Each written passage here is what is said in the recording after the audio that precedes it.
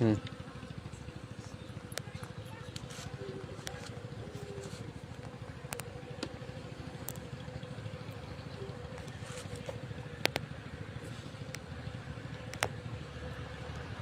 ভাই মধু সম্বন্ধে কিছু বলেন, আপনার থেকে কিছু জানতে চাই।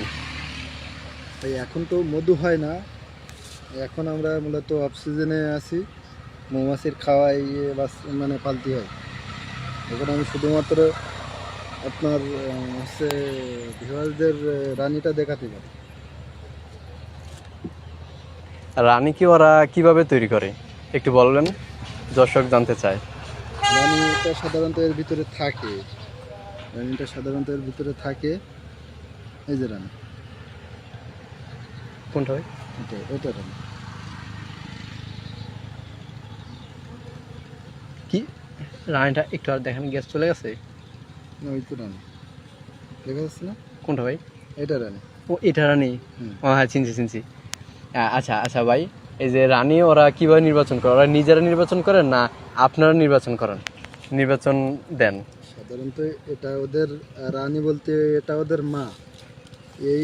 এরই ডিম বাচ্চা থেকে এই শ্রমিক মৌমাছিগুলো আসে, ডিম ফুটিয়ে। প্রত্যেকটা যে ডিভিশনে কি একটা কি রানী থাকে? প্রত্যেকটা বক্সে একটা করে রানী। হ্যাঁ, ডিভিশনে একটা করে রানী থাকে না? আচ্ছা, মধু মধু মৌমাছি কি কত প্রকার? এখন কর্মী মনে থাকে সম্ভবত। এগুলো সব কর্মী মৌমাছি। হ্যাঁ। আর ওই যে একটা রানী দেখাইছি, ওই একটাই রানী। হ্যাঁ। এই মৌমাছির বৈশিষ্ট্য এমন, এটাই যেটা দেখা যাচ্ছে এটাই। হ্যাঁ, মধু কি সংগ্রহ করে পুরুষ মৌমাছি না মহিলা? সাধারণত মধু যে মৌমাছিগুলো সংরক্ষণ করে, হ্যাঁ। এটা মহিলাও না, এটা পুরুষও না।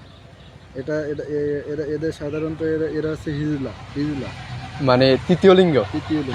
Third danger. এদের কাম খালি কাম কর, কর্মী। এদের বৈশিষ্ট্য খালি কর্ম করবে।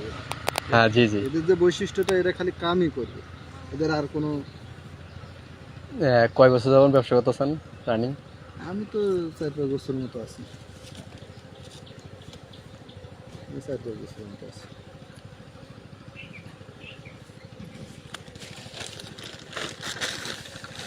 কিন্তু আপনার বেশি বড় করলে আসসালামু আলাইকুম।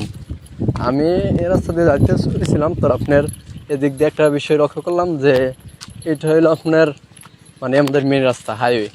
তো হাইওয়ে বলে জানা এলো মুরাদনগর কোম্পানিগঞ্জ তো মুরাদনগর রোড। তো আমি এখান থেকে যাইতাম বলেছিলাম, এখানে ঠাস করে আমি সাইকেলে যাইতাম বলেছিলাম, তো ঠাস করে আমার চোখে বাজলো, গালে একটা আঘাত করলো মৌমাছি। তো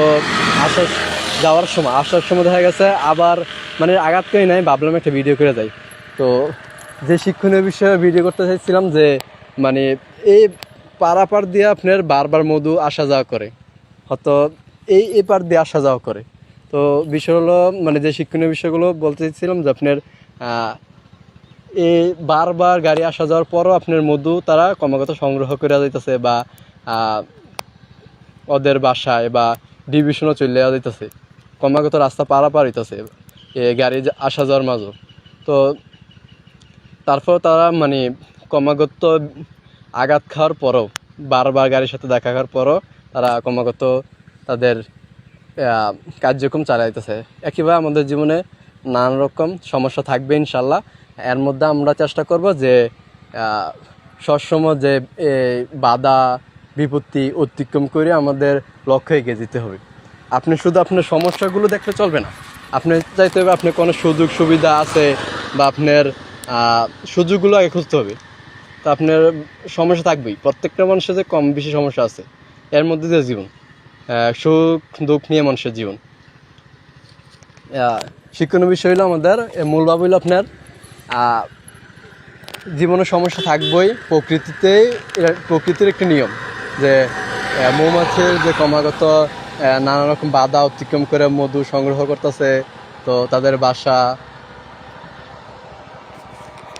আচ্ছা, একটু কথা বলি যে মধু সংগ্রহ ভাই, যে এর আগে উনির সাথে কথা বললাম, এর আগে আরেক ভাইয়ের সাথে। তো ওনারা মূলত আপনার সারা বছরে আপনার ওদেরকে খানা দেয়, প্রায় 5-6 লাখ টাকার মতো আপনার খানা শুধু তাদের খানা সংগ্রহ করে মানে খানা দেয়। ওই খানাগুলো আপনার প্রক্রিয়াজাত করে মধু সংগ্রহ করে। মূলত ওরা চিনি জাতীয় ওরা ভালো কিছু মানে খানা দেয়, তার কারণে ওরা